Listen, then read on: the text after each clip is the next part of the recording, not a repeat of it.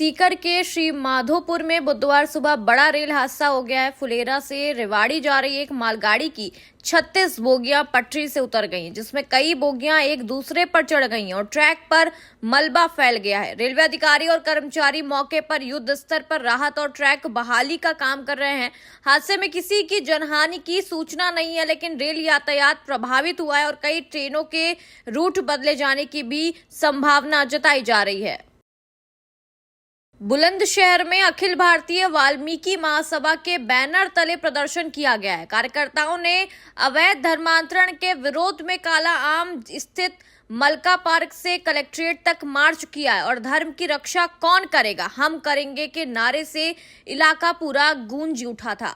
Collectorate परिसर में हनुमान चालीसा का पाठ भी किया गया है। प्रदर्शनकारियों ने विदेशी धन और मशीनरी द्वारा गांव-गांव निर्धन बस्तियों को निशाना बनाने का आरोप लगाते हुए राष्ट्रपति के नाम ज्ञापन सौंपा है और अनुच्छेद 25 का हवाला देकर धर्म परिवर्तन कराने वालों पर कार्रवाई की भी मांग की गई है। अखिल भारतीय वाल्मीकि महासंघ उत्तर प्रदेश के द्वारा एक ज्ञापन महामहिम राष्ट्रपति महोदया को संबोधित किया हुआ दिया गया है। इसमें इनके द्वारा धर्म स्वतंत्र विधेयक भारत की आत्मा की रक्षा हेतु अति आवश्यक है, यह विषय संबोधित करते हुए कहा गया है कि यह ज्ञापन ससमय माननीय राष्ट्रपति महोदया को पहुंचे। ज्ञापन का एक प्रक्रिया है, जब भी रिसीव होता है, जिसके लिए संबोधित होता है, वो एक संबंधित पटल के माध्यम से ससमय प्रेषित किया है।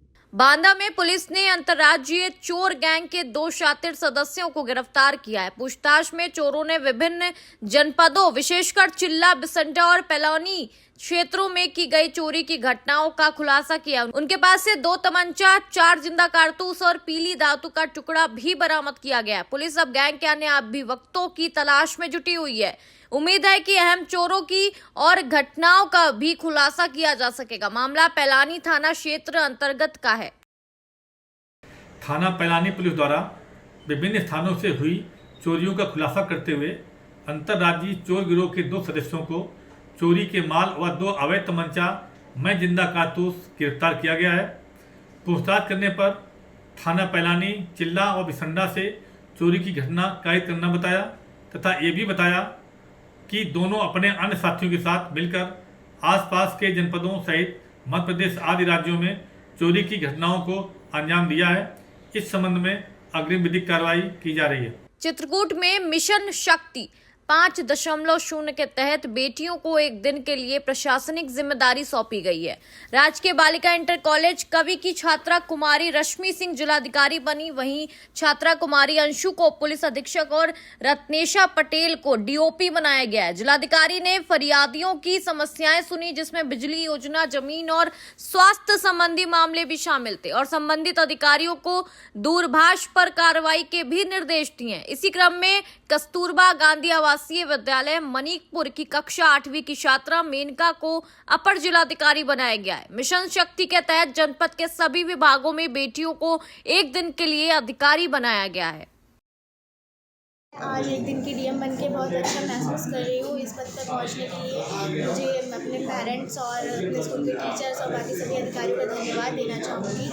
मैं बहुत ज़्यादा खुश हूँ एक दिन के लिए और मैं आगे भी मेहनत करूँगी कि मैं इस पद पर हमेशा 5 के अंतर्गत आज जनपद चित्रकूट में विभिन्न अधिकारियों के कुर्सियों पर एक दिन के लिए बेटियों को बैठाया गया है। ये बेटी कक्षा 10 की छात्रा है, अंशु नाम है इसका, और कस्तूरबा गांधी विद्यालय मऊ में पढ़ती है।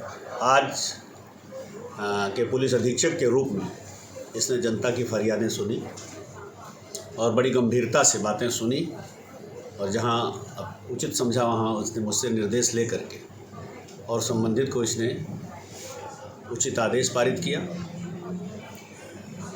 बेटी के हाव भाव और उसके गंभीरता से मैं यही कह सकता हूं कि मेरी शुभकामनाएं हैं कि एक दिन के लिए नहीं, जीवन में आगे बढ़ करके इस कुर्सी को ये अपने जीवन भर के लिए सुशोभित करें। ये मिशन शक्ति का कार्यक्रम है और इसके अंतर्गत महिलाओं लड़कियों में जो नौजवान बालिकाएं हैं उनमें एक साहस हो, प्रेरणा मिले, ताकि आगे वो अपने समाज की सेवा कर सके। कोई अधिकारी बनना चाहेगा, कोई सेना में जाना चाहेगा, कोई उद्योग क्षेत्र में, विभिन्न क्षेत्रों में जो अर्थव्यवस्थाओं के क्षेत्र हैं वहाँ पर उन्नत करे, पढ़ लिख करके एक प्रेरणा मिले। इसलिए आपको आज अधिकारियों की उनको भूमिकाएं दी गई, सांकेतिक भूमिका है ये। सरकार ने कहा है कि लड़कियों को सांकेतिक भूमिका देकर निर्वहन करने का, लोग क्या है, बच्चे जो है ना, भूमिका निर्वहन के सिद्धांत है, एक समाजीकरण का एक भूमिका निर्वहन का सिद्धांत है, अन्य, ठीक है ना, समाजीकरण अन्य बोलते हैं। तो एक समाजीकरण का एक प्रोसेस है, इससे बच्चे जो है अन्य दूसरों की भूमिका को अपने में डाल करके सीखते हैं क्या हमको करना चाहिए। महोबा पुलिस लाइन में मिशन शक्ति 5.2 के तहत महिला सशक्तिकरण मैराथन दौड़ का भी आयोजन किया गया है। छात्रों के हाथों में जागरूकता संदेश की तख्तियां लेकर दौड़ में भाग लिया गया। एसपी प्रबल प्रताप सिंह और एसएसपी वंदना सिंह के नेतृत्व में आयोजित इस कार्यक्रम की शुरुआत एसपी ने हरी झंडी दिखाकर की है। करीब 300 प्रतिभागियों ने दौड़ में हिस्सा लिया और करीब 400 से अधिक पैम्पलेट वितरित किए गए। एसएसपी ने बताया है कि मिशन शक्ति एक सामाजिक क्रांति है जो महिलाओं को सशक्त बनाती है। वहीं एसएसपी ने कहा है कि महिला सुरक्षा समाज की सामूहिक जिम्मेदारी और सभी वर्गों की सहभागिता इसमें जरूरी है।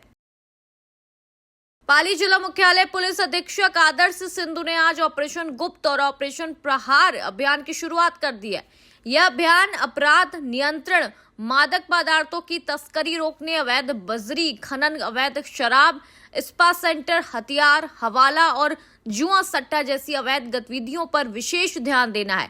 पुलिस अधीक्षक ने आमजन और जिलाधिकारियों ने ये अपील की है कि किसी भी सूचना को हेल्पलाइन नंबर पर भेजा जा सकता है जिसकी गोपनीयता सुनिश्चित की जाएगी। अभियान का उद्देश्य पूरे जिले को अपराध मुक्त बनाना है और इसे विधिवत तरीके से जिला मुख्यालय से प्रारंभ किया गया है। नमस्कार, आज पाली पुलिस द्वारा 2 विशेष अभियान की शुरुआत की जा रही है। इसका उद्देश्य पाली को नशा मुक्त और अपराध मुक्त बनाना है। पहला जो अभियान है ऑपरेशन प्रहार, जिसके तहत अवैध मादक पदार्थ की तस्करी, उनका खरीद बेचान, इसके विरुद्ध एक विशेष अभियान सघन अभियान पाली पुलिस द्वारा छेड़ा जाएगा आने वाले दिनों में।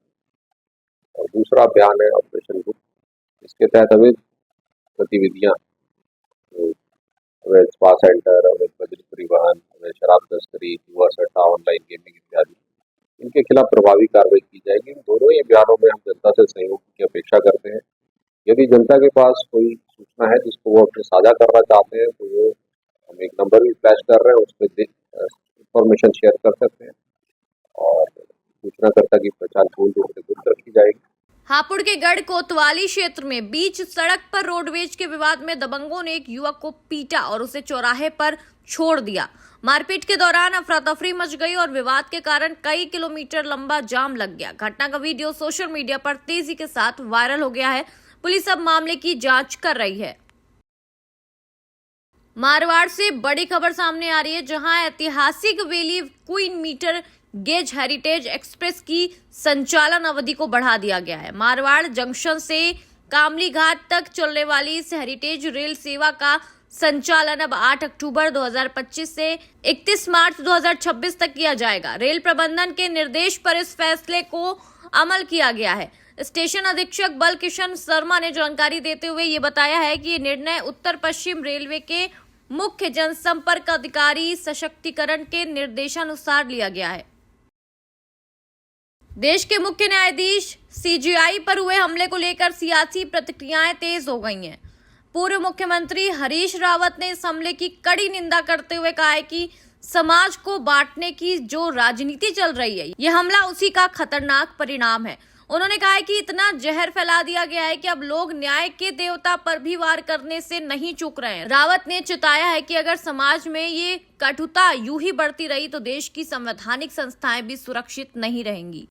कि जिस तरीके से हम समाज को आज बांटने का प्रयास कर रहे हैं, जिस तरीके की उत्तेजक भावनाएं हम पैदा कर रहे हैं, जिस तरीके के धार्मिक समागमों में नारे लगाए जा रहे हैं, जिस तरीके से समाज को जाति धर्मों के नाम पर बांटने का एजेंडा चल रहा है, ये उसी का वो दुष्प्रभाव है जो माननीय सुप्रीम कोर्ट के अंदर जहाँ संविधान की व्याख्या होती है, जहाँ न्याय के महान व्यक्ति मुख्य न्यायाधीश और न्यायाधीशगण बैठते हैं, वहाँ एक वकील ने, जो कानून का रक्षक है, उसने कानून की देवता के ऊपर जूते फेंकने तक का दुस्साहस कर दिया। ये और जो कुछ उसने फेंकने के बाद कहा है वो अत्यधिक चिंताजनक है, अत्यधिक चिंताजनक है। और जो लोग समाज को इस तरीके से बांट रहे हैं, उनको ये नहीं भूलना चाहिए कि यदि हम अपने विचारों में, अपने आचरण में, अपने धर्माचरण में संकीर्णता का और विद्वेष का समावेश करेंगे तो उसका यही दुष्प्रभाव होगा। ये कल की घटना भारत के संविधान के ऊपर और भारत की स्वतंत्रता के मूल्यों के ऊपर और हमारे एक उज्जवल जो पक्ष था भारत की न्यायपालिका की जो महानता थी, उस महानता को कमतर करने का एक दुष्प्रयास है। मैं इसकी घोर निंदा करता हूँ।